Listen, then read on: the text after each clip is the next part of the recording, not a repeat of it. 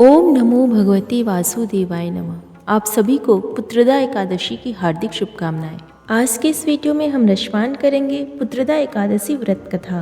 पांडु पुत्र युधिष्ठिर ने भगवान श्री कृष्णचंद्र जी से पूछा, हे द्वारकानाथ, आपने मुझे सफला एकादशी व्रत कथा सुनाकर कृतार्थ किया है। अब आप पौष माह की शुक्ल एकादशी का नाम और उस दिन व्रत के महात्म्य को सुनाकर मुझ पर कृपा कीजिए।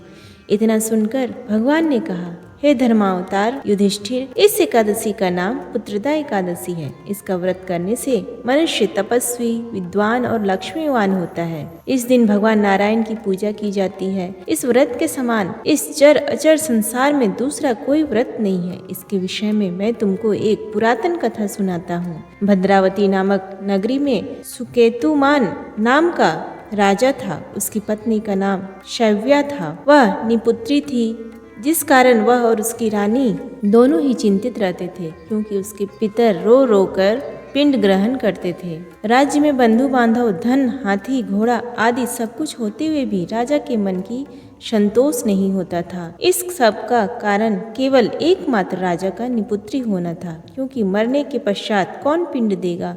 जिस घर में कुल दीपक पुत्र ना हो, उसका कल्याण कठिन है। उस घर में सदैव अंधेरा ही रहता है। इसलिए मुझे पुत्र की प्राप्ति के लिए प्रयत्न करना चाहिए। इस प्रकार वह राजा सदैव विचार किया करता था। इस बात से अति दुखी होकर राजा ने एक दिन आत्मघात कर शरीर त्यागने का विचार किया, किंतु आत्मघात करना पाप है।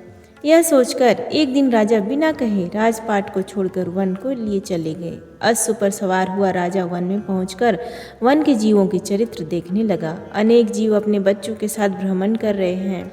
मृग, बाघ, सुअर, सिंह, वृक्ष, बंदर, हथिनी, सर्प इत्यादि अनेक जीवों को देखकर वह वन में अनेक दृश्यों को निहार राजा सोच में पड़ गया। इस प्रकार जब वन में राजा को दोपहर व्यतीत हो गया तो उसे कुछ भूख लगी और प्यास के कारण गला सूख चला। तब वह राजा सोचने लगा कि मैं अब तक अनेकों यज्ञ कराए हैं और अनेक ब्राह्मणों को भोजन कराए हैं, किंतु फिर भी यह कष्ट मुझे किस कारण से सहना पड़ रहा है।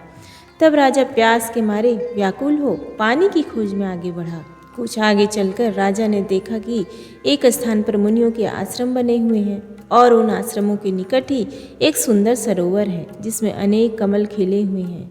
यह सब देखकर राजा घोड़े से उतर मुनियों के पास जाकर दंडवत कर बैठ गया।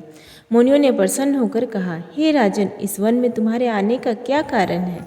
राजा ने उत्तर देते हुए कहा, हे मुनि, आप कौन हैं और इस वन में निवास करने का क्या कारण है। मुनियों ने उत्तर देते हुए कहा, हे नृपेंद्र, हम लोग विश्वदेव हैं।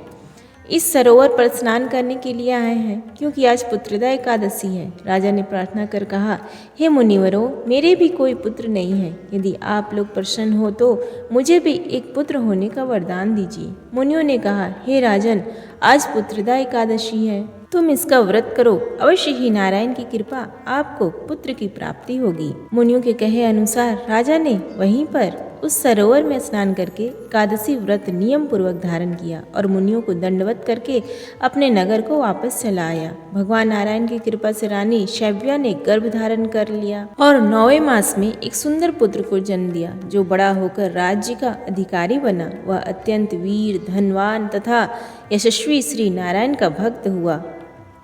भगवान ने कहा, हे युधिष्ठिर, पुत्र प्राप्ति हेतु इस एकादशी का व्रत करना सब व्रतों से अधिक उत्तम है। जो मनुष्य इस व्रत को धारण करते हैं वह पुत्र प्राप्त कर अंत में स्वर्ग को जाते हैं। प्रेम से बोलिए भगवान विष्णु की जय। धन्यवाद।